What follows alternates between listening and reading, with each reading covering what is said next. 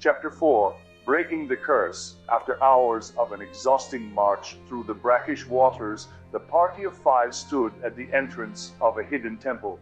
Their journey had been long and filled with the unspeakable. The temple was a remnant of a forgotten age, a place of power where the ancient gods were once worshipped. The fluffies that had led the group to the temple had vanished, leaving the adventurers alone in the presence of the dark forces that lurked within. They ventured deeper into the temple of the old gods. The oppressive weight of its ancient stones pressed upon their souls. The air was thick with the scent of decay and the whispers of long-forgotten secrets. The walls were adorned with grotesque carvings depicting scenes of unspeakable terror and the worship of unknown and long-forgotten entities of the grotesque. As they moved further in, they thought, hearing a distant chanting, the rhythmic beating of drums, and the eerie hum of arcane incantations. It seemed as though the very fabric of reality was being torn asunder by the force of the old, unspeakable power. The flickering light of torches revealed a labyrinthine network of corridors leading to hidden chambers where blasphemous rituals were conducted in the name of the ancient gods. The shadows seemed to dance with a life of their own, and our heroes could feel the cold touch of unseen entities brushing against their pelvis. In the center of the temple, a vast chamber lay before them. It was filled with strange machinery and arcane devices that defied all reason and comprehension. The walls were adorned with grotesque murals depicting scenes of unspeakable horror and the worship of entities beyond the comprehension of fluffies.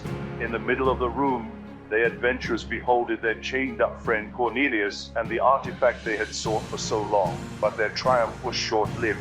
As they drew nearer, they realized a figure cloaked in darkness standing at the backside of the room. Eva intercepted them.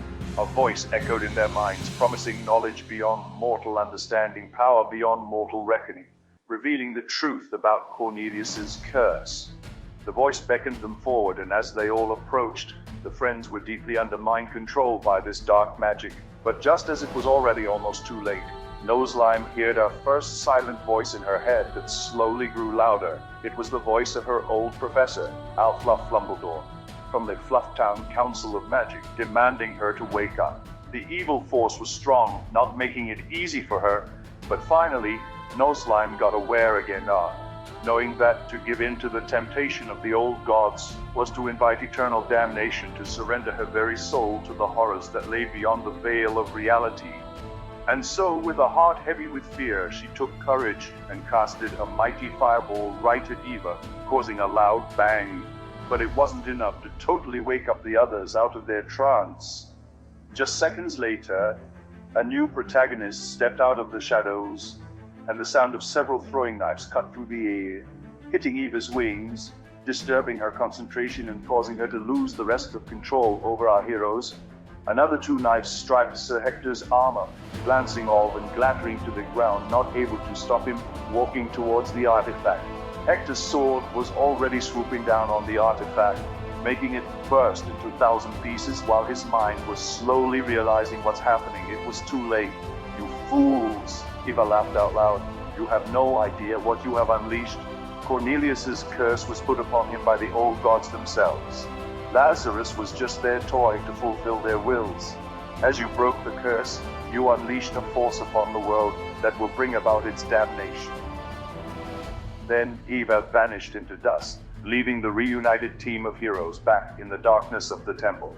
The mysterious Fluffy, wearing a hood, completely hiding its face, disappeared into the darkness of the temple, just as fast as it had stepped out of the shadows few seconds before. It's unsure if the team of adventurers even noticed. In the meantime, Noselime approached the splitters of the artifact and touched them. As she felt a surge of power coursing through her, she realized its true power and the consequences of its destruction.